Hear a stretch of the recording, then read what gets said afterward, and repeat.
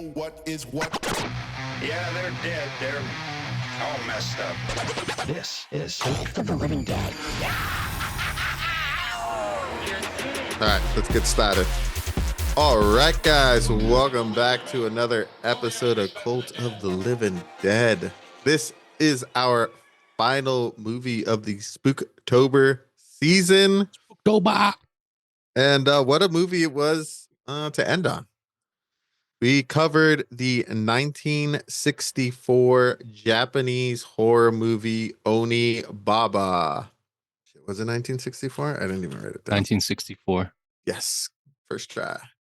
As always, I am your host, The Dale, followed by my two co-hosts, Mr. Saya Yo. and Twan. What up? So, Onibaba. The only reason I think this is on any of our radar is that we all saw that it is William Dafoe's favorite movie. Not his favorite horror movie, but his favorite movie. And we're all fans of William Dafoe. I think he's a great actor. He's a notable, plays a lot of weird, interesting characters. So I was very excited to see what a guy like William Dafoe likes in his movies. And we covered a lot of Japanese horror movies on the pod so far. So it was interesting to go back and watch one from the 60s to get an idea of what Japanese horror was like back in the day. I mean, I haven't seen too many American horror movies from that time period. So watching a foreign one was an interesting ride. What were your guys' expectations going into it? I mean, knowing the type of characters that Willem Dafoe has played over his career and I don't know, the type of vibe that he gives off, I was expecting something artsy going in, like art housey. Yeah, he's an oddball, and so I'd imagine that his taste was a little odd as well. Yeah, I got that same kind of vibe from the beginning. There's some like famous pictures of William Dafoe modeling. He has this like wild stance where his legs are like super far apart and he's like bent forward. That kept on flashing in my mind while we were watching this movie. It didn't have anything to do with the movie. Like I would just think of William Dafoe and I would think of him in that stance and I would just laugh a little bit. But I mean, I thought I had some thoughts about this movie. And I feel like I was definitely like on the mark, like it being like an old school, like Japanese horror movie. I knew it was going to be, I feel like I knew what it was going to be and it was definitely what it was that I had in my brain. Same. I definitely lived up to my expectations. I thought it was going to be a bit of a slow burn. Mm-hmm. It was a bit of a slow burn. It wasn't too long, hour 45. I thought the story would be interesting. It was interesting for sure. And it's low-key a period piece, and I do love me a good period piece. So I enjoyed that aspect of it. But it was very different from all the other Japanese horror movies that we've covered. I think it had more in common with like Seven Samurai than it did with fucking what's the one about the ghosts coming out of the TV? Pulse. Yeah, then Pulse. Yeah. This one was well, I feel like we're gonna jump into it. Yeah, go for it. I feel like the horror in this is way more human horror. Yeah, like yes. The final act is horror. She ends up being like cursed and shit, but I feel like for the most part of it was all way more like human interaction, like drama, like between individuals. And it reminded me of like all the other horrors that we've been, like the newer horrors that have been coming out that are a little bit more like dramatic, like the really in-depth like themes of, pain and suffering that people have. And I feel like that was definitely this. I also like that it was a period piece too, because I don't know history like that. So it's always dope to see a little bit like an insight or just a view of like what the world was like back in the day. And I had no idea that people hated on samurais like that, bro. I feel like I remember you talking about it once, that like samurais were like widely hated during a point in time, but I had no idea that it was like that. It's just that like they weren't like, I guess, hated. They're like, so being a samurai was like a class. So like they had money. Mm-hmm. So like they had shit, they were like an upper echelon group. Yeah. So I think, like you're talking about the human aspect, I don't know if they hated the samurai so much as it was they were an opportunity for survival when it came to them killing them and stealing all their shit. Well, that Because and the conversation later that she has with the samurai also made it seem like she had this like really big disdain for them, not just for the fact that like they ended up killing her son, but like it just sounded like there was a lot of like resentment towards them. But I feel like you saying it was their classes, that makes sense because this is a viewpoint of like the really rural lower class people are struggling in the middle of a war kind of viewpoint, and we're comparing it to this fucking samurai that like comes out from this town. Where was he from? He was from Kyoto. Kyoto. He was trying to get to Kyoto. And trying he to was get a back to general Kyoto. too, so he was all Mhm. decked out. Like he had like he had some crazy armor. best armor out of everybody that had come That had through been their there. town. Yeah. Yeah. So I feel like that makes sense a little bit more now. It was cool. It was different, but it was still kind of what I had assumed it was gonna be. Definitely that slow burn, but yeah. All right. Well, let's get through our cast and crew, and then we could really dig into the movie because I feel like there's a lot to talk about. So it was written and directed by Kaneto Shindō, and the music was done by Hikaru Hayashi. And the director and the composer all worked together. Most of the actors too, they all kind of worked together on multiple films. So this wasn't their first time together. I actually really liked the music in this movie. I thought it brought a nice like a chaoticness to the movie.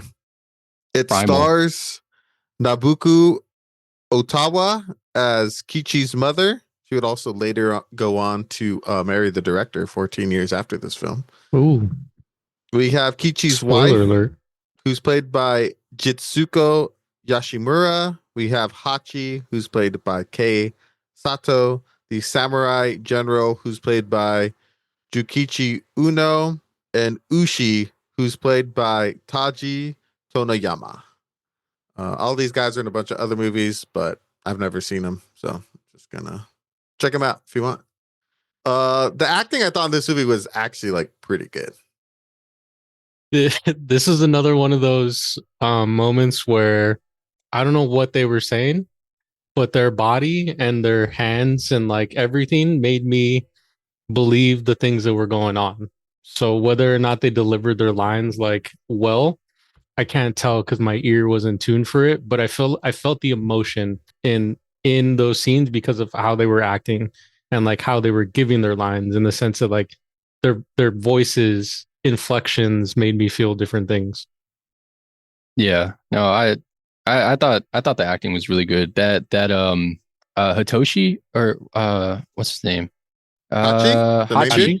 Hachi reminded me of was it Kanabe from Seven Samurai?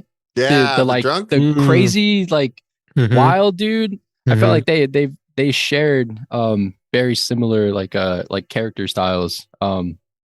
And it was cool to see. Like it did remind me of Seven Samurai.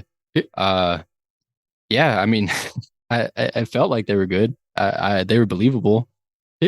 It's funny you say that. I had that same thought when we get that scene of him rolling around on the floor after he tells the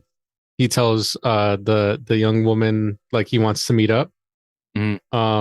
And then it cuts to him like running around like yelling and like rolling on the floor like that. I thought that same thing. Bro. He's just so revved up. He's like, I gotta get this nut out. He's Yeah. like, have you ever been so horny that your stomach hurts? I will say that about this movie. This movie got like real horny real quick. Mm-hmm. Mm-hmm. Like out of nowhere, like every character's titties just out. Like when all like the last 30 minutes you get no titties. And then the last hour is just nothing but tits. Yeah. Just tits. Like they're just like they're sleeping tits out. It's like we got a sleeping scene before and their tits weren't out in that one. I think they were. I think in all the sleeping scenes there Were were their tits out? Yeah. I mean, I guess it's to signify how hot it is, but I thought it was funny that it's just like tits And are also- just flying.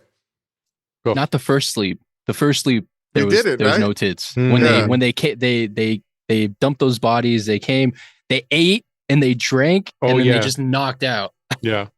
It was They until they Hachi didn't shows up undress. that everyone's getting all revved up. Yeah. True. Hey, that's right. Mm-hmm. Mhm. Introduce the male and the females are just titties out. That's basically what happened in this movie. Yeah.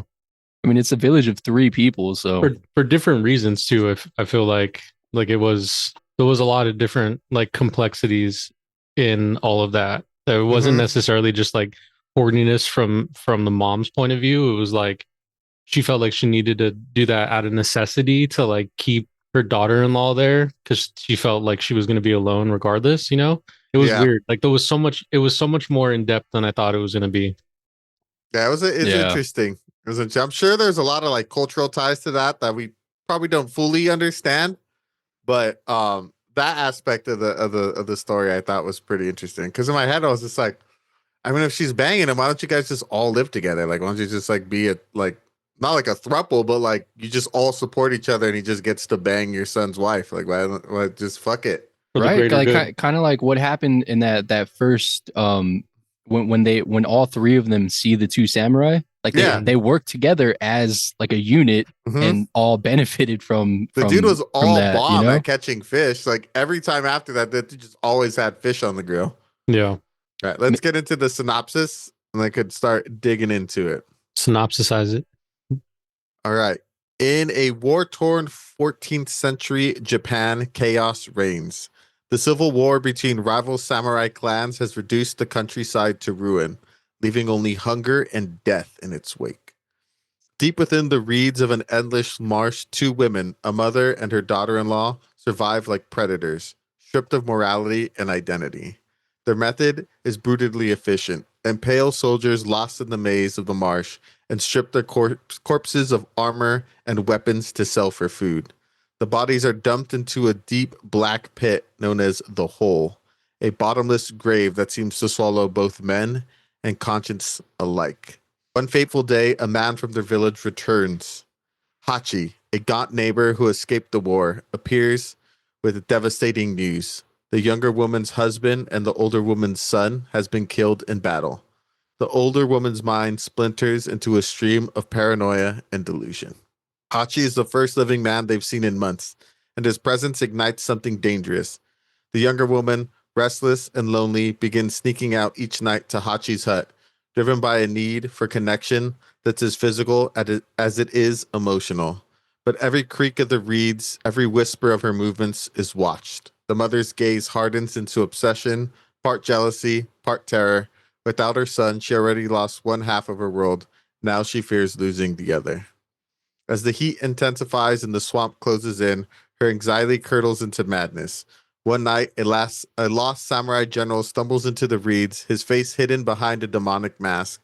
The old woman kills him, as she has many before, but when she removes his mask, his face is horribly disfigured, eaten away by boils and rot.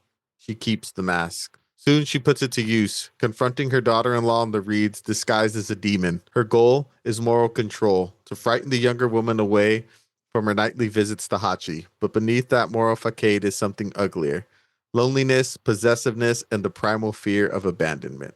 When a torrential storm floods the marsh, the mother's deception turns to horror. She tries to remove the mask, only to find it fused to her flesh.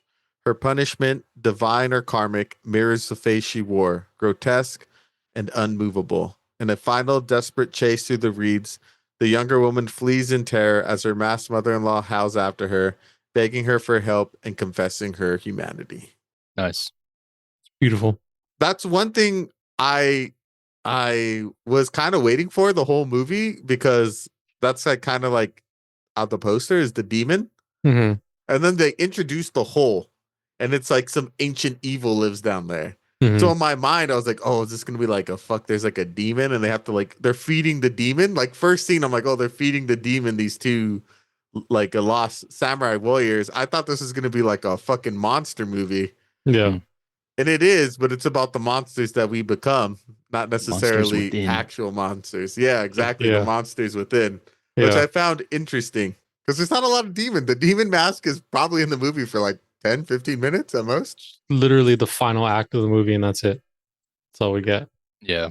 Yeah, it was way more of like a social commentary on like what like a snapshot of what could potentially happen to people when they're like driven to like such intense desperation during like war times where their only mode of survival is to literally become like demons, murder people so then they could just survive. Like all morality was just kind of like thrown out. And they had to do what they had to do in order to stay alive. So I thought that was pretty wild. I was surprised. I didn't even think that there was gonna be like a final act, like twist of like, oh shit, she is actually cursed. I thought it was just gonna be way more of like her devolving into this even more brutal like creature that could be considered a demon, that like at some point in time in the future there's a myth that's created about an Onibaba, and the myth is like about her. I didn't think it was going to be like in another thing like she's also cursed, like in addition to her being this like person who's lost her morality, like now she's also turning into like the thing that she didn't want to be. Or I don't know, it was a lot, but it was cool. Like I didn't it was interesting. It was a really interesting take on a horror movie. Well, on that note, Onibaba does translate to either demon hag or old devil woman. Yeah. Mhm. That was, but I thought that we were gonna see her. I don't know. I mean, I guess we did see her devolve into it, but I feel like the ending of her being like cursed, and then we see her like face at the very end, like when she becomes like this kind of like cursed creature where her face is like, melting off and shit. Mhm. I got lost. I thought it was gonna be, I didn't think that it was gonna have that final piece in it. So it was really cool when it did. It was like surprising. Like I was like, oh shit, this is another thing on top of everything else that's going on right now. Like what the fuck? The direction that the movie went definitely surprised me. I'm with you, Dale. I thought that it was going to be. I thought the Onibaba was like a creature, like a sacrificial old god type of creature that was like raining terror on a village. Because there's one scene, and I think it's like the scene from Onibaba, the first scary scene when it's like floating over the grass. Mhm. I've seen that before I seen the movie. And so in my mind, connecting the Onibaba hole with that scene, I'm like, before watching the movie, I was like, oh, this Onibaba thing is gonna like constantly be rising out of the hole and like, causing ruckus. But yeah, I was surprised, but in a good way. The story had a lot more substance than I had initially anticipated going in. Yeah, for sure. And I think what I thought was cool is the way that it's like the same way I like The Witch, even though that has more like it's like a historical piece horror movie. I like how there being this war in Kyoto, which was an actual civil war that happened that lasted like 50 years. Was like the entire like backdrop and 50? setup. 50 years, yeah. 50? Damn. That's a 50-year civil fucking war. Jesus Christ. Yeah. So and that guy that Hachi says, Asakasa or something, the guy he was like part of his army who got like recruited into. That Mhm. guy actually like was like emperor for a little while. Oh Damn. shit. So his Yeah. side won for a bit. For a little bit, yeah. Yeah. So I thought that was cool. I was like, oh, that's sick. So like that like and them surviving, like because Kyoto was destroyed and war disrupts everything, like them having to murder like all these people. And they're Mhm. like so efficiently like nonchalant about it. Mhm. Yeah. Like the way they just killed everyone. They're like, all right, cool. Well, let's go get our millet. Mhm. Mhm. Yeah, And they I had thought a that, system. yeah, they had a system. And I thought that was cool too, because was it Seven Samurai where we learned that like millet was like the bottom of the barrel food? Because that's what the villagers are living off of, and they gave their last like bag of rice to the samurai or something like that. Yeah. I thought that was interesting. Yeah. I didn't know what millet was, or I forgot from Seven Samurai Like episode. oatmeal, right? It's a grain that is high in like protein and high in like vitamins, and I don't know. It's like a really good fucking superfood grain. And I think it won like I'm not labeling this correctly, but like food of the year. Oh, cool. last year. No shit. I don't know what the label is, but it's because it's like recession friendly and it has a bunch of benefits and like Is it's it getting easy to the grow and is it it's getting the quinoa treatment? I think Yeah. so. Hell Yeah. yeah. Yeah. So millet was food of the year. We're about to start Interesting. a millet diet, millet only diet for the rest of Call out to 2025. millet. All these superfoods usually like don't taste all that great though. Nah. Yeah. They're like so like Well, that's why nutrient they packed. hated it in Seven Samurai. They were like, "What the fuck is this? Give us some rice." Yeah, give us some rice. Yeah. I heard you mention a little bit, Twan, about the overhead view of the grass. Can we talk about the setting of this Yeah, the movie? setting was 'Cause great. bro. the setting was it- fucking sick. I feel like the setting on its own had this own level of like tension and like isolation. Like they were. It felt like those fields went forever. Like there was Mhm. no Yeah. end to where they were at. And then there was a river, and then that was it. Like they were just in tall grass fields. Like it was fucking crazy. Really cool. And then the visuals that we get in the very beginning of the dead samurai, and then the grass is just kind of like flowing back and forth, like really like eerie, creepy. And then they come out of the grass after they murdered them. That was really cool. Like that whole setting was just wild. Yeah, it was great, dude. It was like the Mhm. desolence of it. That was like eerie. There was the sound, the sound design of the grass blades just blowing in the wind in the beginning. Mhm.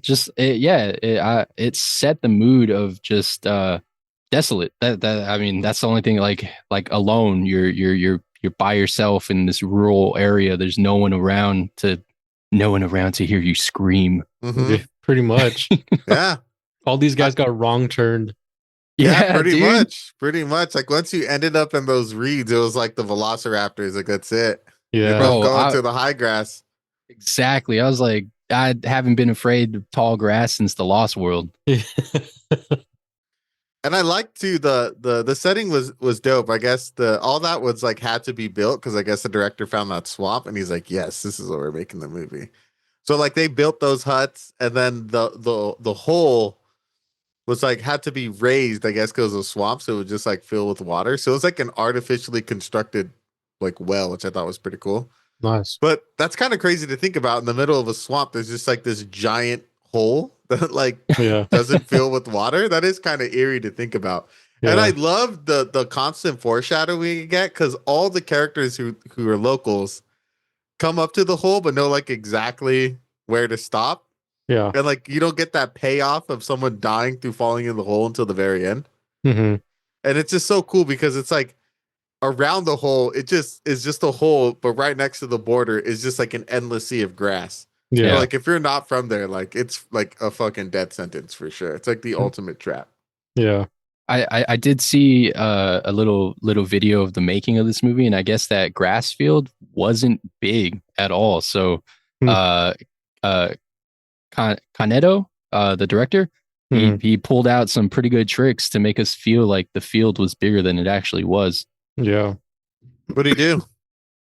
I don't know, camera work, just angles and like extending shots to make it seem like they were constantly running in one direction, even though it was just like a replayed shot, or if it is maybe just the actor running in one spot over and over, and they just cut that into like him continuously running through fields. That's Nice. pretty cool because when the wife is going for her dick appointment, like it seems like she's like on a full on sprint to that next Right. hut, and she's Yeah. running for a minute. Yeah, she Yeah. is. I do love how she just like sneaks out, and then the second she closes the door, she just heads out in like a full on sprint. That's loud as fuck. I'm pretty sure sprinting through those weeds ain't quiet. Especially at nighttime when there's like not a lot of Yeah, sound. there's like no sounds, just like crickets and shit, and you're just like thumping. Why was there no wind at nighttime but wind during the day? Does wind know when it's night and when it's day? That's an Like, interesting question. Do wind workers only work during the day? I don't know. Hmm. Do tornadoes happen at night? That's a Oh, no, they do. They do. In Mhm. Twister, you remember Yeah. when they're at the drive-in? Yeah, Yeah, and then in Twisters, the sequel, it I happens. don't remember that one. again. The one with popular guy.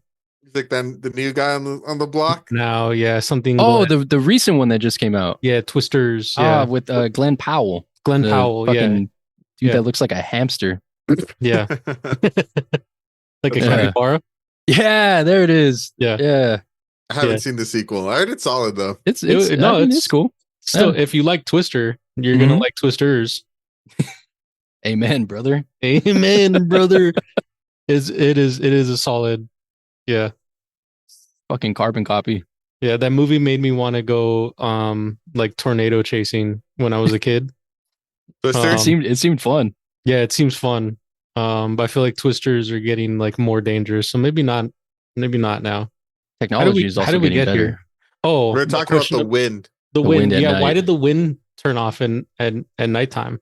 It's interesting because they do mention it in the movie. Like they talk about how it's getting increasingly hotter and like more humid. Hmm. So as their relationship starts to fracture a bit, the Mhm. heat starts to increase. Yeah. So it is mentioned Interesting. in the movie. I find that to be interesting. I wonder what that's supposed to signify. They Well- do say people get crazy when it's hot. I mean, I get fucking nuts, bro. Like The, crime for sure goes up. didn't the Zodiac took place during like the hottest recorded summer in the Bay, I think. Really? Oh Like shit. SF. Yeah, something Like like that. 83 degrees. And I'm like, we're fucking dying over here. And I also think it was hot when 83 with the breeze. Yeah. Was it hot when Richard Ramirez was running ramping? Yeah. I'm Running pretty around? sure it was hot Yeah, as because fuck. he was breaking through the like open windows. Yeah. Yeah. Yeah. Was it hot during the summer of Sam? Oh, yo. Um, I think I remember them talking about it in the movie that it was hot. So if they said it in the movie, gotta say it in real life. It's got to be 'Cause- true. Yeah, because just like in Twisters, tornadoes come down at nighttime. interesting. Is there a through line between the heat and murdering? I don't know. Did Well, we? I mean, everyone gets hot, right? Like, so the wife gets all hot and bothered. People tend to have more sex when it's hot, and Really? the mother gets all like grumpy and fucking extra controlling. She's like always sweating after that part. I don't know. Maybe it's just like the temperature goes up just in general for everybody. Man, I don't know what it is about Like just this. movies that take place during like scorching heat, and you can like feel it through the screen. And I'm gonna keep. Like I always Texas? come back to it, but yeah, Texas Chainsaw Massacre, like any of Tobey Hooper's first movies, is just like that element of sweltering heat that just adds another level of disgust. Yeah, Mm-hmm. Because But, like- everyone was real sweaty in this movie. I feel like that's an interesting topic. Because I think that ties into like socioeconomic issues. Like the only real reason why crimes spike is when things get really bad, like for populations. So like if you're not able to provide for your family, more than likely you're going to do something that could be considered illegal to sustain your family.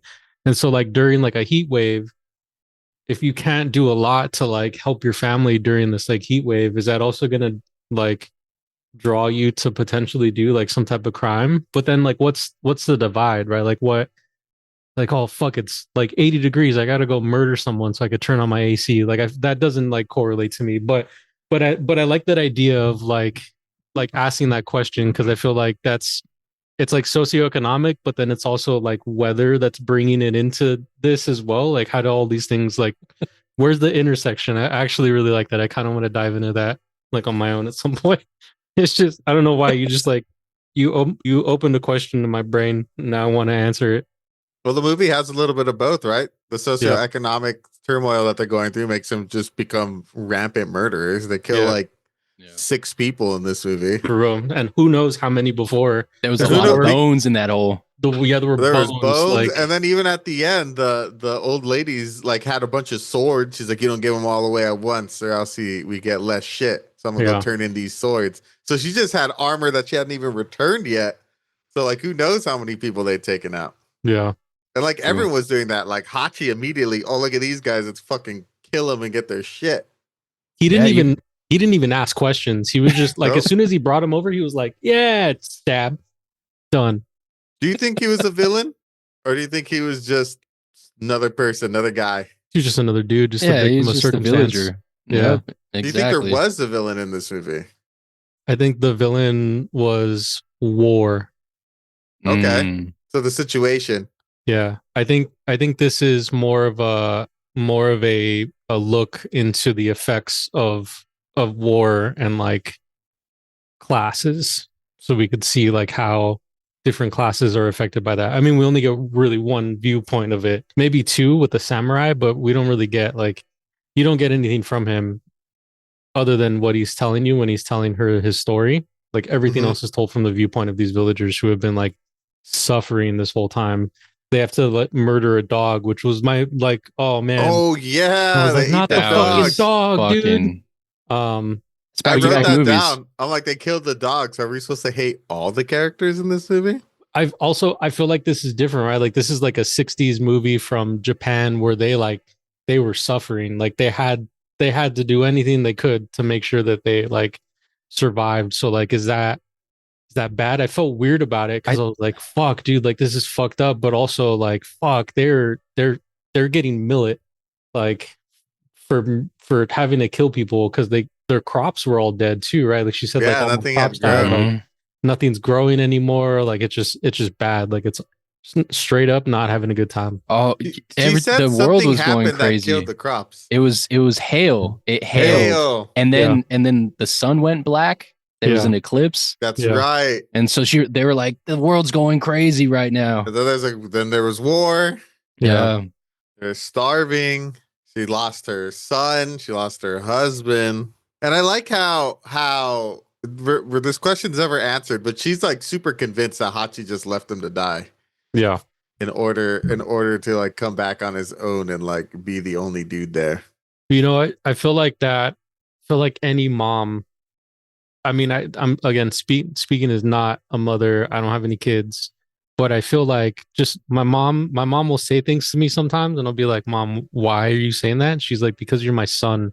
Like you don't get it." And I feel like the concern from a mom is so just up there. You know, I don't think she was gonna believe him regardless. I think Yeah. the only way she would have believed him is she saw her son's body, and that's it. Yeah. Yeah. Especially after going that long and having to do the things that she did for that long Mm-hmm. to like Yeah, survive and then find out your son is dead. So you're just like why? And then you find she couldn't out, accept it. yeah, and your daughter-in-law is now banging this guy. And now you feel like you're going to lose like the one person that you had with you the whole time. It's the perfect storm.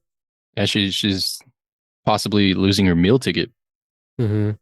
You know, because she wasn't able to do the deeds by herself. Yeah. Yeah. Because they needed two people. Mm-hmm. Yeah, She can take on two samurai by herself. She could ambush one, but the second one would probably kill her. Yeah. Which goes back. I mean, maybe this isn't like a common thing where I feel like 1 to 3 of them just like team up, but because she was so afraid of like, well, once she goes to him, like I'm fucked. Yeah. yeah.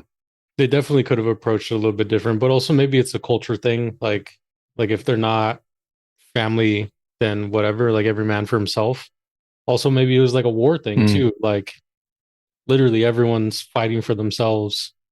They could have easily turned on her. I mean, the daughter isn't like blood related. Yeah. You know, Yeah. there's no like actual tie to the mom. Yeah. Yeah, that's true. I wonder if it's yeah, like it's part of the cultural thing. So once she marries Hachi, that's it. Like she's part of a different family now. Yeah. Mhm. She could have went and shacked up with Ushi, The arms dealer. in the arms, but then we see him and he's got like a piece of ash just like laying down, like just chilling. Yeah. So I Yeah. think he was doing pretty well for himself. That dude was like king of the castle. I like the guy that was just sitting in there with him, like just Yeah, kind of like lightly like rocking back and forth. I think that was his muscle. I love a good goon. His people trying to try some shit. Uh, A good goon. That's funny. yeah, that dude had all the goods. I mean, he He had did. many customers aside from, you know, our main characters. There Yeah. was for a brief moment we see another mother and a daughter going Oh, to yeah. exchange goods. They look super disheveled too. They look all Yeah. fucked up. They look Yeah, like they they're look barely worse. holding on. Yeah. Now the wife and the mom look like they're doing pretty good for themselves. Mhm. They got a nice thing going. Well, I'm thinking about it, and if the war had been going on for like 50 years, where were we at that point in time? Well, Like, it lasted 50 years, but yeah, does it say how Mhm. long that the son had been gone? nah, we don't get like time context clues. We just know that he's been gone. Assuming that I would say it's been almost a year, because if it hailed, there was eclipse, Hmm. and then now was the summer. So you got to imagine maybe like a couple seasons have gone by Mhm. since they left. Yeah. So I would assume it's been for sure months, if not longer, because it takes forever to travel anyway. But I wonder if that other mom and daughter had been going through war longer or the same amount of time. I think just because it was a little kid and the mom, maybe they just couldn't. This isn't as easy for them to survive as like two adults. Oh, true.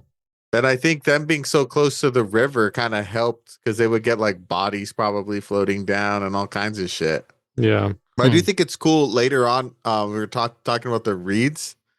You're saying how it wasn't that dense, but the director made it feel dense, because even when the general gets there, he's like, "How the fuck do I get out of this place?" Mhm. Yeah. She's like, go north. Like, you have to guide me. Yeah, So I was looking up because in the movie, don't they mention that Kyoto had just fallen? yeah, So I think that would put us at like 1477, okay. around the Onin War, because that's when Kyoto fell and the city was in ruins. And then Hmm. that sounded, I feel like I remember the samurai saying like, or not the samurai, like Hachi. Hachi. Hachi. Yeah. But do we believe Hachi? I think so, because Yeah. even the general says that shit's all fucked up. Yeah. Well, the How's- general was trying to get to Kyoto. Yeah. He was trying to go home. Well, why would he try to go to a city in ruins? Well, what fall? I think that was his home. Kyoto fell could also mean that like it was conquered. Mm. Like London is fallen. Yeah, or when they said like Paris has Mm. fallen during like World War II, it's because Paris the is Nazis fallen. took over Paris, so like the French army lost the city. Is the U.S. fallen one in there too? There's 3 of them, right? Yeah, it Olympus says here has Kyoto fallen? has fallen in multiple Japanese civil wars, but a significant and destructive one was the Onin War. That's the Is only this- one where the city was in ruins. Because this one takes place during the 1300s. Mm. Oh, it's Olympus is fallen.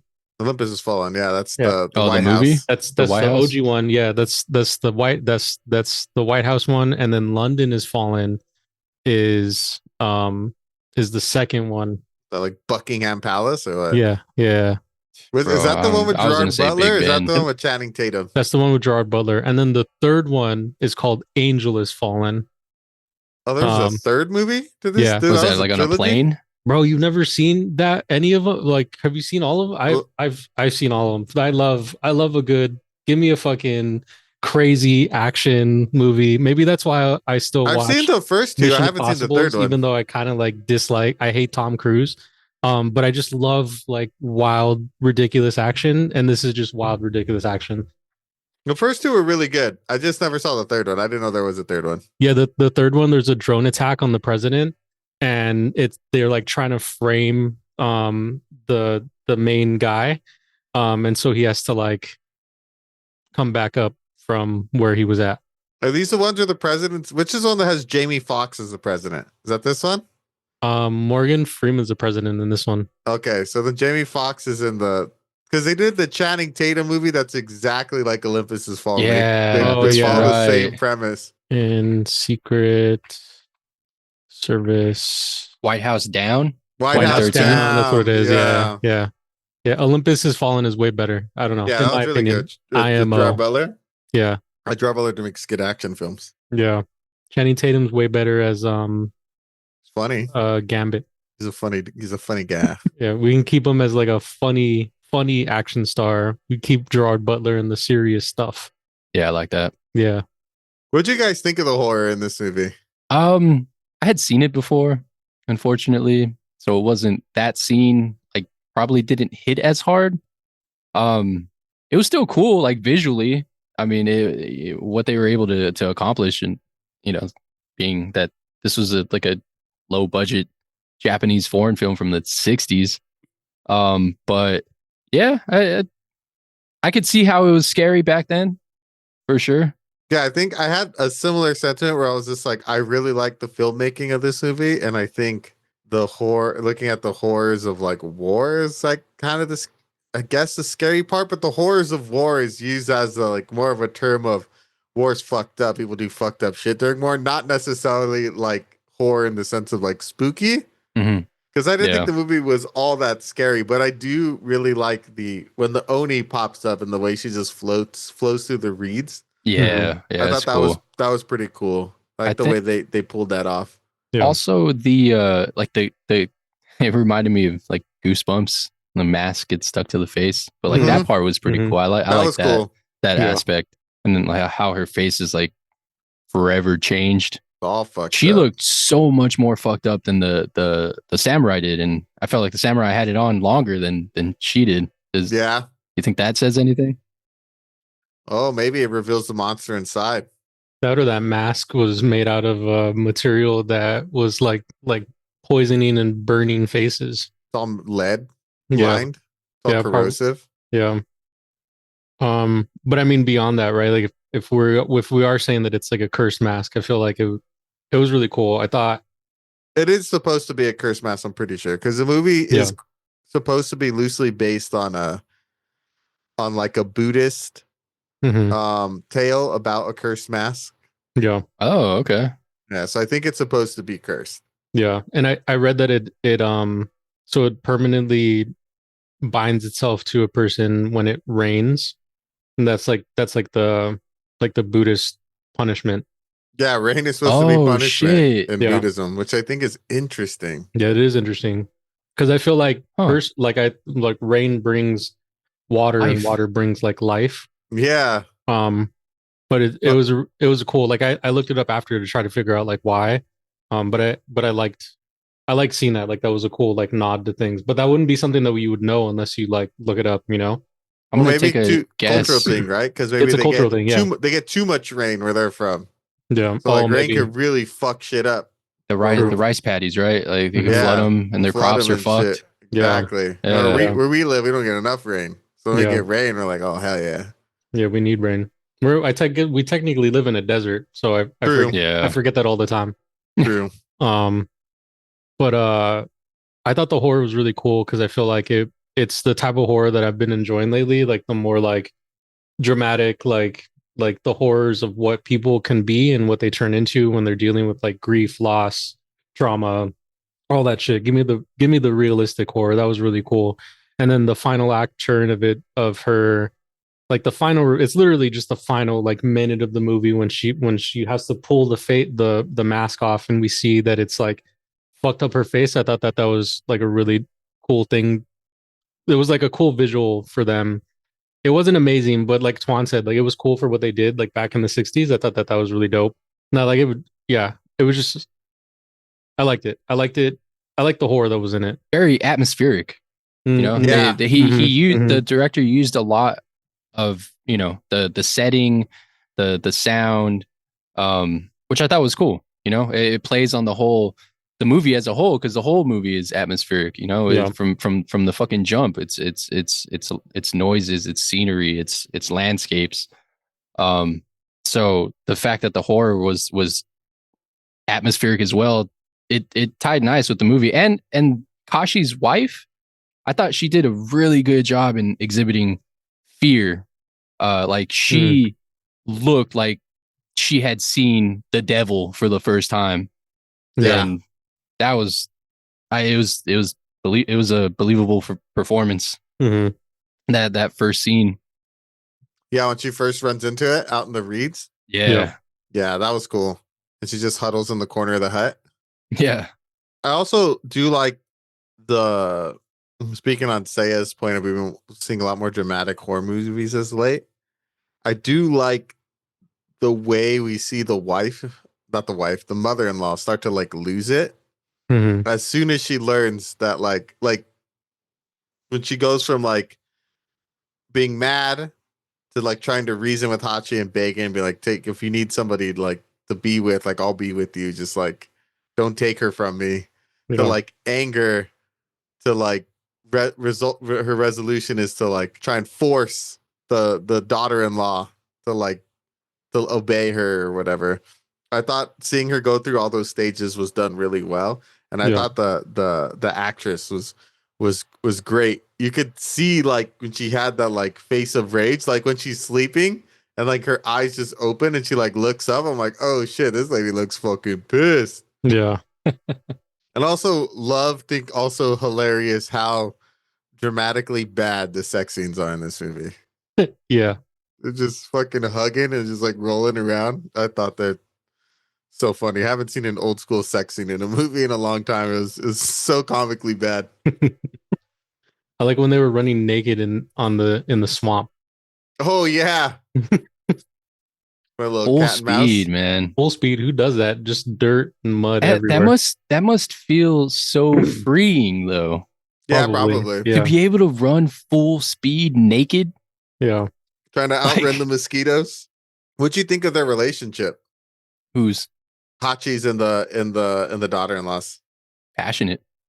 It was passionate, huh? You know, Super I mean, passionate. it's one of those scenarios where like they're young, they don't know if they're ever going to see another suitor Person. again. Yeah. You know, it's wartime. They're living in a village of 3 people. Struggling, surviving. Hachi's game is just It's so hot as hilarious. fuck. Yeah. That seems to be a common trope because I've seen a decent amount of like period pieces, and like the guy getting the girl is always just like, so what's up? You don't got a man, you gonna let me fuck, or like you're gonna let me hit it? I'm just gonna keep being blunt about this, and eventually I'm gonna get that ass. That's literally how he gets her. I He mean, doesn't sweet talk her at all. I And feel she's like standing right next to the mother-in-law, and he's like, she ain't married, let me hit that. Just give her to me. feel like back in the day, Like, what the damn, dude? back in the Simmer day, down. didn't you just, I don't know, maybe feel like that was it. Like there was no courting back in the day, right? Well, at least maybe even here.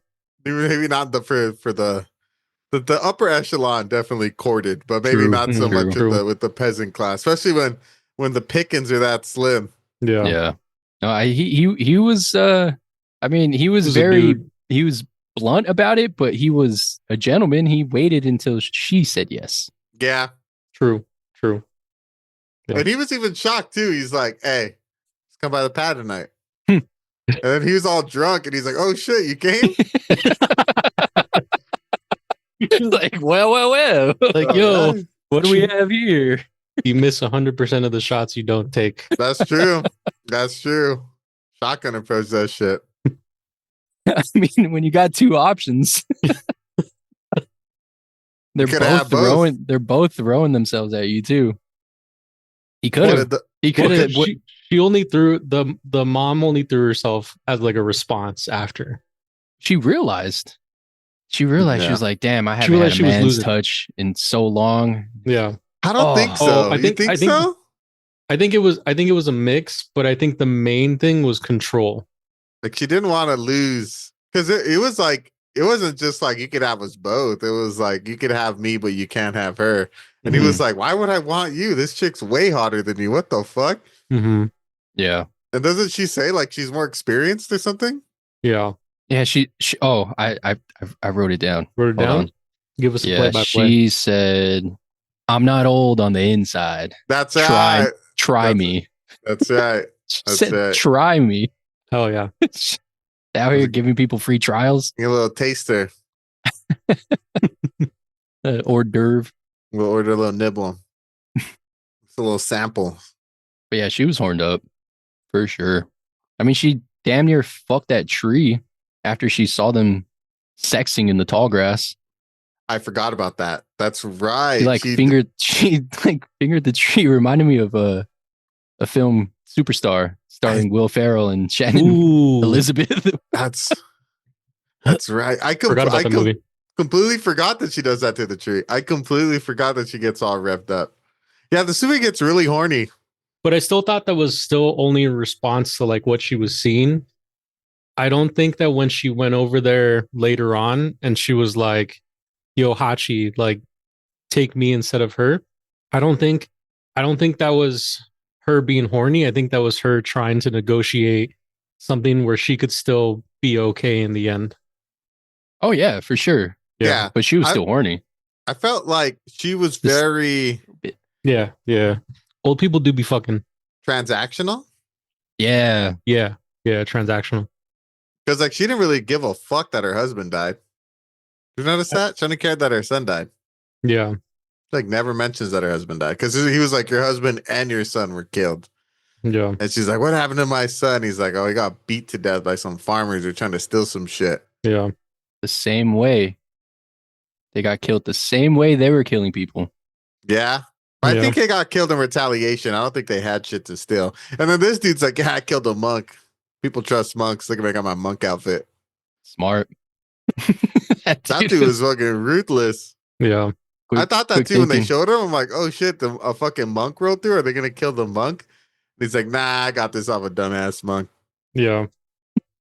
I know we barely touched on it, but the dog, about it? it sucked, but it wasn't as bad as the dog killing in High Tension, because there was like an There's a inherent purpose? need. Yeah. Yeah. Yeah. There was a purpose. Yeah. And That's he why had to I- eat. I felt bad, but also I got it. Yeah. Like, I understood why. It was like the automatic response was, oh, what the fuck? But Yeah. then it's, oh, yeah. Duh. Yeah. It fucking, of course, if there's wild dogs running around and there's nothing to eat, like, They're gonna eat Like, the I'm dog. killing a fucking dog. Like, Yeah. Yeah. Yeah, it was about survival. Way Yeah. more about, it wasn't, this scene wasn't used like we use it now to identify like a bad guy. Yeah. This scene was used to identify, look at the fucking struggle that's going on, Yeah. which is a really cool exactly. twist on on a scene that we're all so familiar with and we all really hate on this podcast, you know? Mhm. It was interesting to see it used in a different context now, where it was like the real necessity that people that people need to go through. People can go through. I think the film did a great job of constantly reminding us how kind of dire their situation was. Yeah. And I loved the music. I like that how it was like a mix of like traditional Japanese like drums Mhm. with jazz. Mhm. Because like when it kicked up, it really like Yeah. blared, and like I really thought I did a great job of like getting the tone across, especially when the demon is shown for the first time. Yeah. It kind of like made me go like, oh shit, like it was an assault to the senses. Mhm. Mhm. I thought he did a really good job of knowing when to use the music and when to just use the like atmospheric sounds to like get his point across in the Of movie. the wind. Yeah. Yeah, Yeah. The sound design in this was super dope. Yeah, it was cool as fuck. Yeah. Yeah, and the And- music. I like barely mentioned it earlier, but like it had like this primal feel to it. Like it was hmm old, like yeah. ritualistic almost. I do think so. We talked about in the at the top about houses like William Dafoe's like favorite movie, and I guess at one point he like owned the rights to it and was trying to get a remake going, but he couldn't see it adapting to like modern audiences. Do you think an Onibaba remake could work today? I think it could. I feel like you could apply this concept because there's wars. Every country has wars Yeah. to like almost any nation. Like it could have adapted this to be like a mother and I mean like a mother-in-law, daughter-in-law in like the rural South during the Civil War. Yeah. Yeah, And, it, like- it would have to be a period piece though. Yeah, Yeah, I it don't would think- I don't always think have you to could be a period remake- piece. Remake Yeah. this in like a modern setting. It'll be period piece, lack of technology for sure. But I think you could do it medieval style too, taking a knight's armor. Yeah. Well, I mean, I feel like we can do it in like modern wars that are going on now, like areas that are getting starved out by very large countries that, Yeah, I guess you could too. you know, because I think at its core, this movie is about like class, survival, and like human connection. So I feel like as long as you have a war as like your main setting, and unfortunately for us, there's wars just happening everywhere at all points in time. I feel like it would still work because I think, yeah. I think you could do it. Modern times, but like it had a situation where communications were cut. where they the- turned off the internet. Yeah. Because I feel like I mentioned it a little earlier, but I feel like The Witch is kind of similar in concept, where it's a family ostracized, kind of cut off from society. Their crops fail, Mm-hmm. and like shit just starts to go crazy. Given that has like the horror supernatural like right at the forefront, Mhm. Yeah. but I feel like in it's a little it's similar enough where I feel like this movie could still work considering how successful that movie was. Yeah. I'd like to see it. And one thing, if they didn't have a 4K restoration, but the 1080p restoration of this movie was very good. Yeah. Yeah, I don't know how you dudes saw it, but I bit the bullet and I rented it on Amazon, and Amazon had the Criterion Collection Yeah. version, the restore, and it was so nice. I did too. Yeah. It I was also did that. Oh, fucking nice. beautiful. Look at us. Yeah, the Criterion restore was really was great. Criterion and Janice. I Fucking forgot Janice, bro. Who's Janice? You know Janice? Janice I know movies. Criterion. You know Criterion has its own app? Yeah. They were also lumped in they got lumped in with Max for a little bit Oh, that's on cool. Oh, on nice. HBO. Yeah. They had like a separate thing They on did. there. That's right. When Max launched, dude, they had like the DC, they had Ghibli, Criterion. They even had Turner Classic Movies. Like they had a library. Their price is going up again. 1850. Damn. Yeah. Let's see. Anything else on the movie you guys wanted to touch on? Mm, Yeah, I there was a similarity in lines. I don't know if Elephant Man took from this movie or the other way around. No, this movie was way older than Elephant Yeah. Man. Because the when Kashi's mom Mhm. has the mask and she's in the corner and she's like, "I'm not a demon, I'm a human being." Oh yeah. Reminded me of Elephant Man. It's like, oh, I wonder. I mean, it Because was he a says, I'm not an elephant, I'm a human being. yeah. yeah. It's a powerful scene. I think I love too how when the daughter-in-law was like, "Oh shit, you're just being a bitch. All right, fuck it, I'll help you," and like she has to like smash her face with the hammer to get the mask off. But like Mhm. when her face underneath is revealed, she's still like so horrified that she just fucking takes off in a full sprint.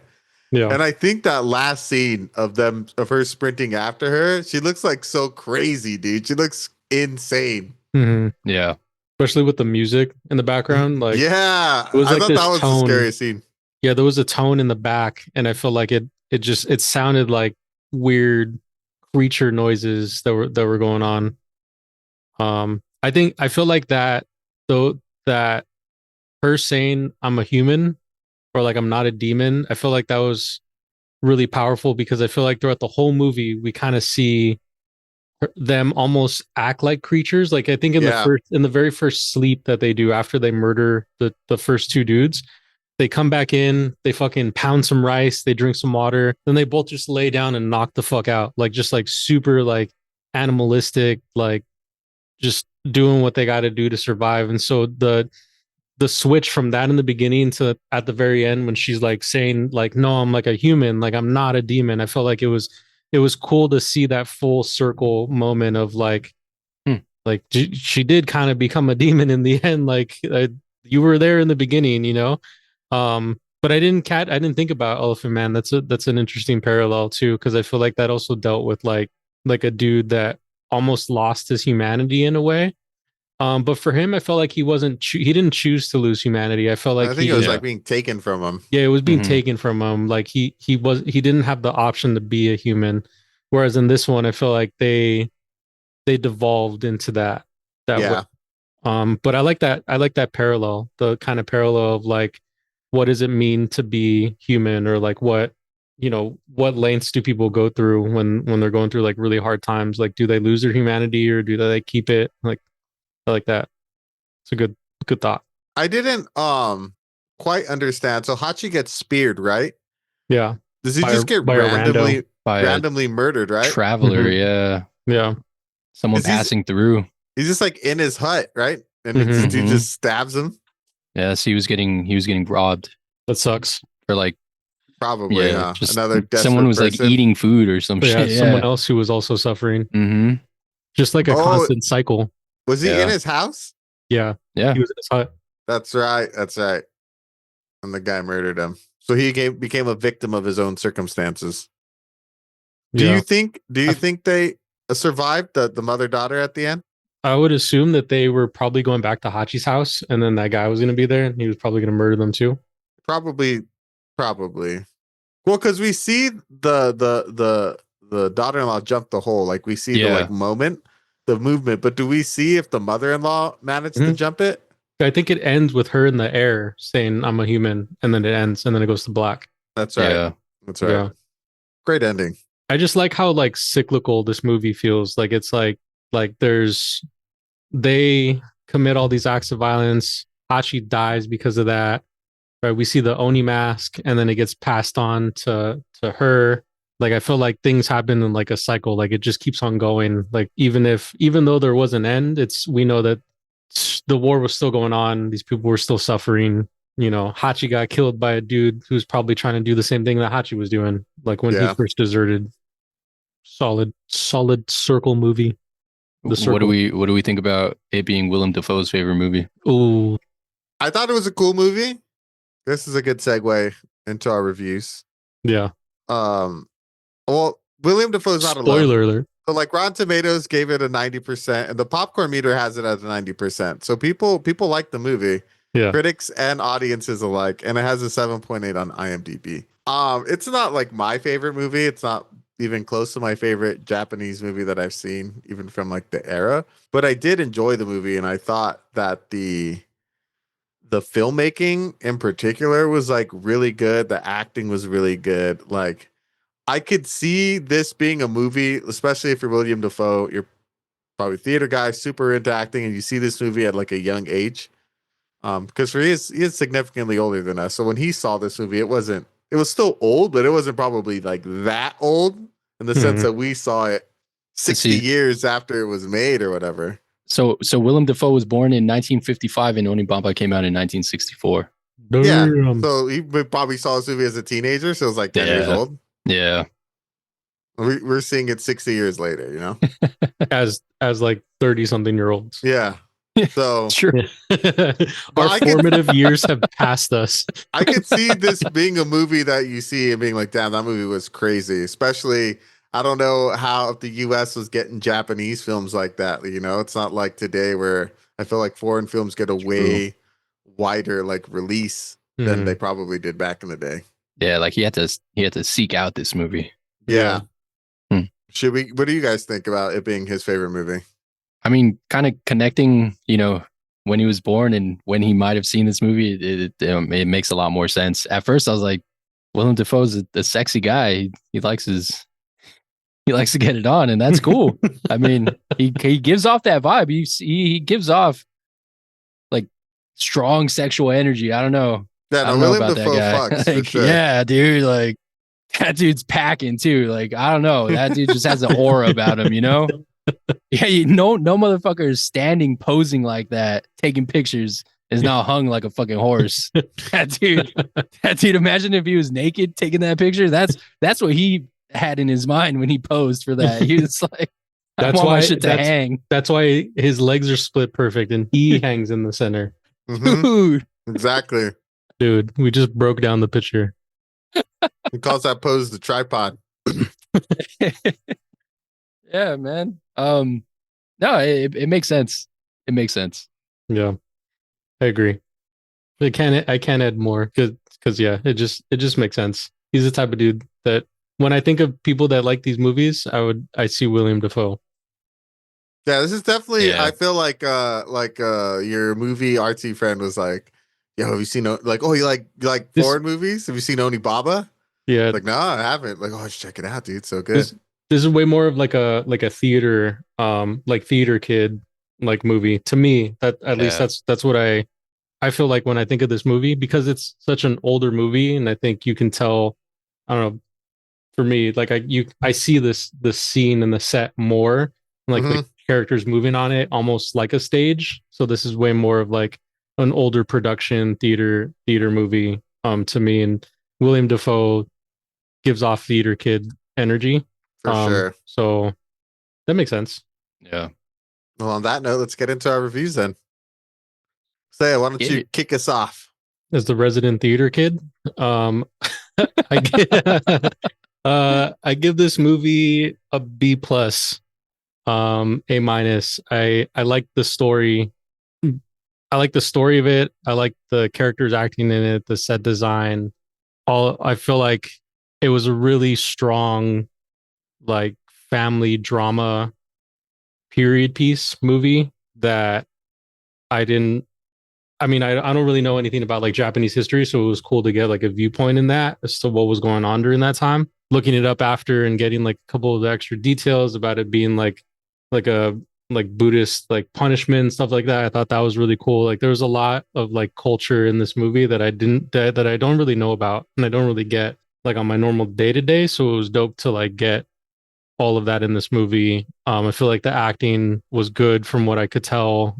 The set, I feel like I enjoyed the thing I enjoyed the most about this movie was definitely the set pieces, like the the the constant field of grass, like that was really fucking cool. And then you saying that it wasn't even that big, that's even cooler because holy shit, when you if and when you guys watch this movie, and I'm talking to you, listener, directly to you, if and when you watch this movie, like this movie feels big, like really big, like those grass fields go on forever, but it was super dope the way they did it. The horror element is not like it's not like your typical traditional horror in the sense where like we're used to where it's jump scare like all that stuff. It's a lot more like isolated, slow building madness, like just real creepy, like your existential dread kind of horror where it's like a family just kind of breaking apart, and then their final end. I mean, there is like a small twist at the end of it, but I feel like it's still a pretty solid movie. I don't know if I would recommend this for everyone because it is a slow burn movie, but I think if you enjoy like a good period piece slow burn horror, Japanese horror specifically, I think that you would definitely enjoy this movie. So B plus A minus from Saya. Hell yeah. I think you touched on some really good points that I also took away from this movie. I'll go next. I gave this movie a B. I enjoyed this movie. I thought it was pretty cool. I did get thrown off a little bit knowing going into it that it was supposed to be a horror movie and then it actually not really being a horror movie in the traditional sense of when you think of a horror movie. But I do love a period piece. I'm a history guy. Japanese history is not something I'm like super familiar with. So I do love this idea of the movie being more of a reflection of what happens when people are put in like really desperate situations and how we can lose our humanity when we get put in those situations. I thought that part of it was super cool and very unexpected. The cultural ties, like Saya said, to the whole the Buddhist thing and the curse of the demon mask, I thought was also a nice touch at the end. And my favorite part for sure was the cinematography. The way that we just felt suffocated by the grasslands was just so cool because you're right in there with the characters and like that's all you see. It's just grass. Like, yeah, there's a river there too, but like even across the river, there's just grass. There's like nothing around. It seems like you're the only three people in the world at that moment, and they're just kind of stuck, struggling to survive. And I really enjoyed that aspect of the movie. It does show its age a little bit, but at the same time, I do feel like if you want to see a more interesting take on a horror movie, if you like a period piece, and you just want to see some good filmmaking from the 1960s, I definitely recommend this movie. But it's super hyper, like I won't say like hypersexual, but just be aware, like it gets like pretty sexual, like halfway through the movie. That it does feel a little like out of the blue, considering how the movie starts. But I can't recommend it enough. It's a cool movie. I think William Dafoe hit it on the head. This is a good one. I'm glad I watched it. I feel if it wasn't for this pod, I never would have checked out this movie, and it was pretty cool. I definitely recommend it. Twan, why don't you finish this off? Hell yeah. Yeah, I'm right there with you both. I really enjoyed this movie. I give it a B plus. It definitely is not a traditional horror. It is more of a drama with horror elements in it, some shocking imagery here and there. Um, but yeah, it definitely a horror drama or drama horror, however you want to categorize it. Even though it is labeled as a horror, yeah, but it was still good. It was still good. The director, Kaneto Shindō, did a fucking amazing job with this directorial debut. I like doing this pod, and we can see when a director is passionate about filmmaking from the directorial debut, because it feels like a high budget film. Like there's a lot of tricks, a lot of cinematography tricks that the director pulled, specifically making we all are going to talk about this, but the grass part, like the fact that he made us, like you said, Dale, he made us feel suffocated by the grass. And by the end of the movie, like I feel as an audience, like we almost like live there. Like we lived there with them, like we were part of that village, in that grass the whole time. And it was cool. It was very atmospheric. Slight correction, Twan. This is like his 15th film. Shut up. Yeah. God damn. Well, his first movie was Children of Hiroshima in 1952. 1952? Oh fuck. I don't know why. I don't know where I got that from. It feels like a directorial debut. It reminds me so much of the mariachi, like just like pulling all these cinematography tricks, like utilizing what is available to you. Just yeah, it has that feel. It has like a bit of a grindhouse feel to it. And I don't know if that's because it is a 1964 film or if it was intentional and it was just a low budget film that he did all this cool camera work with. But yeah, there's a lot about the atmosphere to enjoy, like the sound design, the visuals, it's a cool movie. It's a cool, different horror movie.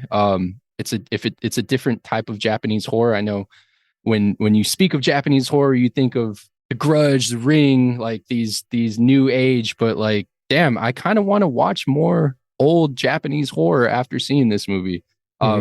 This movie and what was that other one? That body horror, the Bullet Man. Tetsuo? Tetsuo was crazy as fuck too. This movie.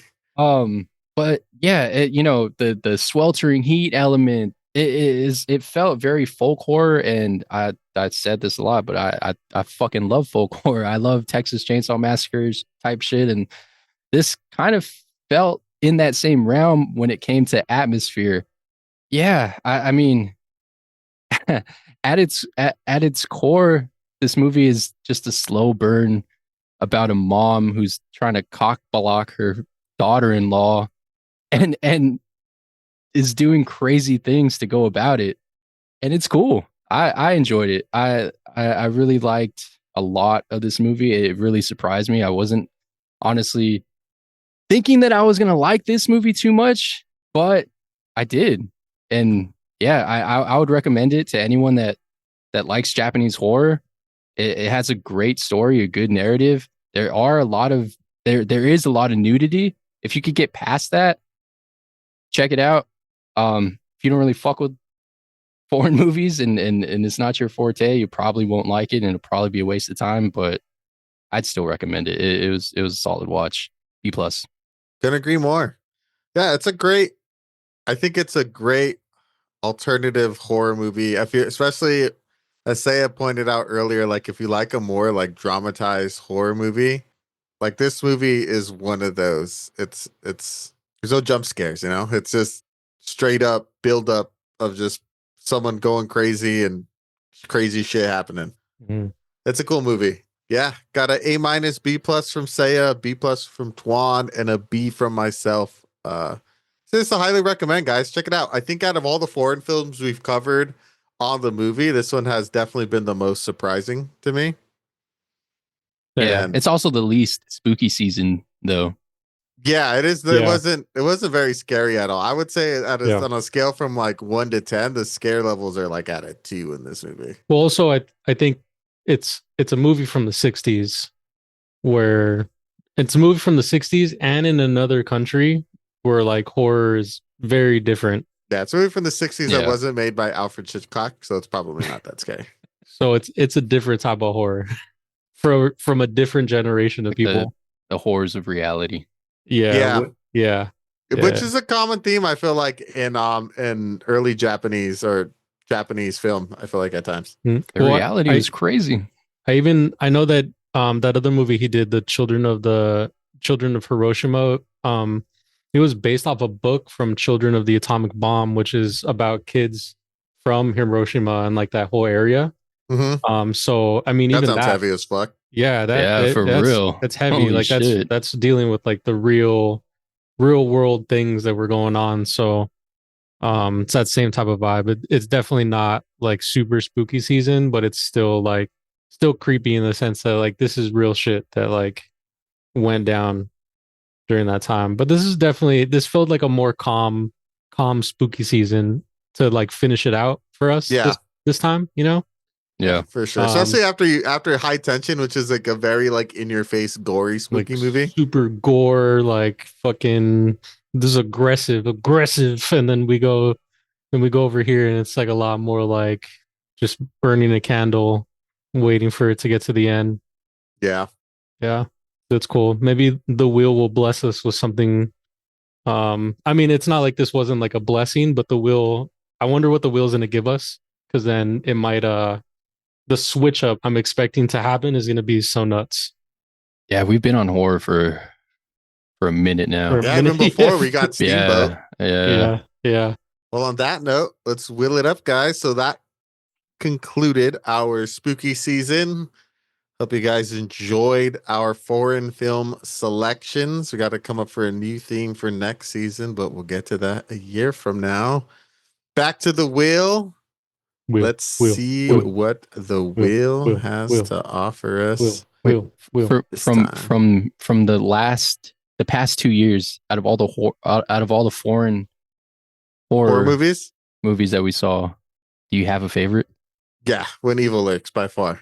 Was When Evil Lurks last year's Halloween pick? It was. We ended on When Evil Lurks last Halloween. Yeah, that was our horror pick. I still talk about that movie with people because that movie was just so fucking nuts. Like that movie was insane. That movie lives rent free in my house, in my head. Yeah.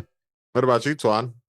Oh, When Evil Lurks, hands down. That's that movie is so fucking crazy, bro. Yeah, that was a banger. You picked a banger movie that year. I mean, I'm gonna straight up say, out of the horror movies that we've seen for this pod that aren't horror movies that I've seen before, When Evil Lurks is my favorite. Yeah, I like that movie more than Bring Her Back. Because it was so crazy. It was so crazy. When Evil Lurks is probably my all-time favorite foreign horror movie. I like that it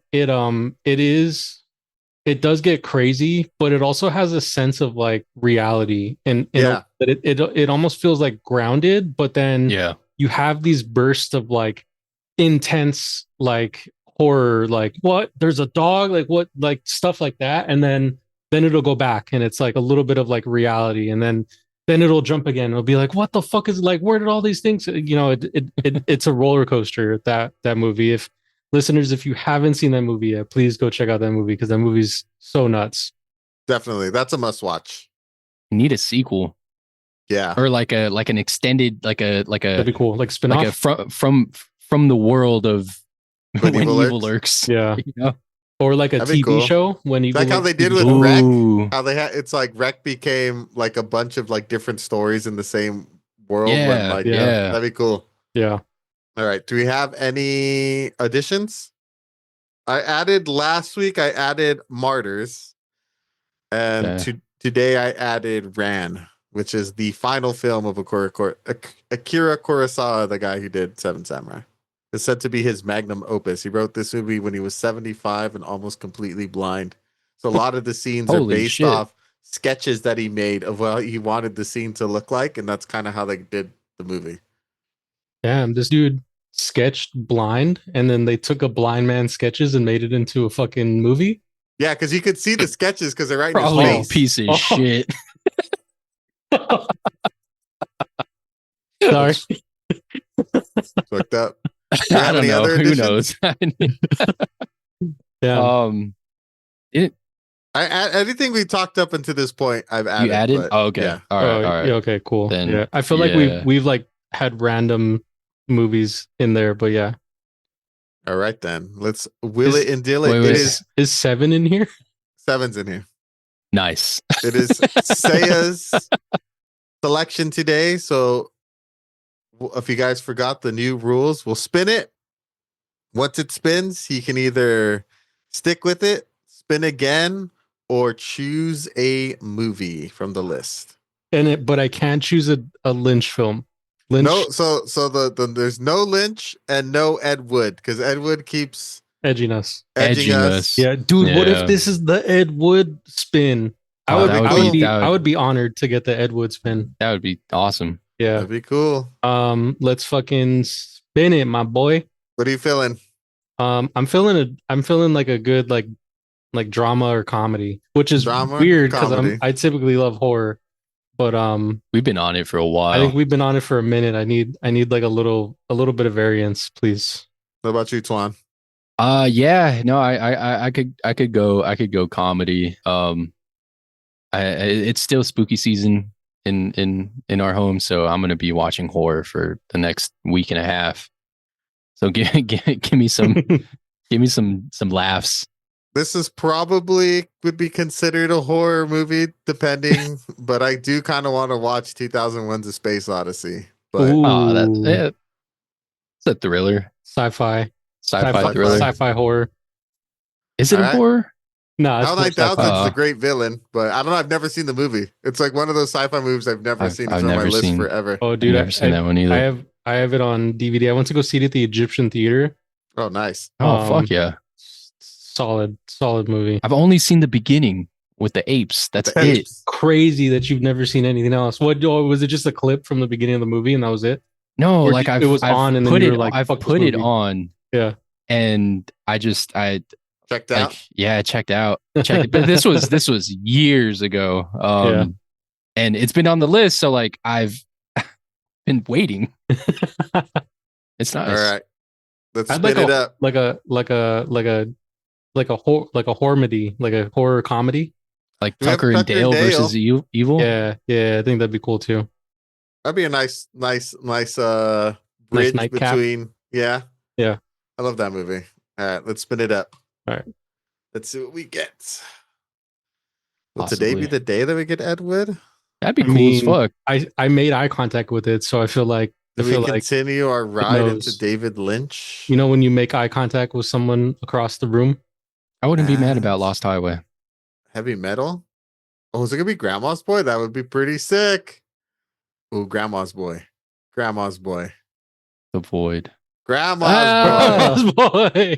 All Yeah. right. What I'm do down. you? Yeah, What's we'll the keep pick? Oh, you're going with Yeah, it? keep it. Yeah. Hey, we asked for a comedy. Fuck. One of my all-time faves. Yeah, I'm down for Grandma's Boy. It's been a minute since I've seen this. I haven't seen this movie in a minute. Last time I saw this movie, I was absolutely blitzed. Don't be mad at us.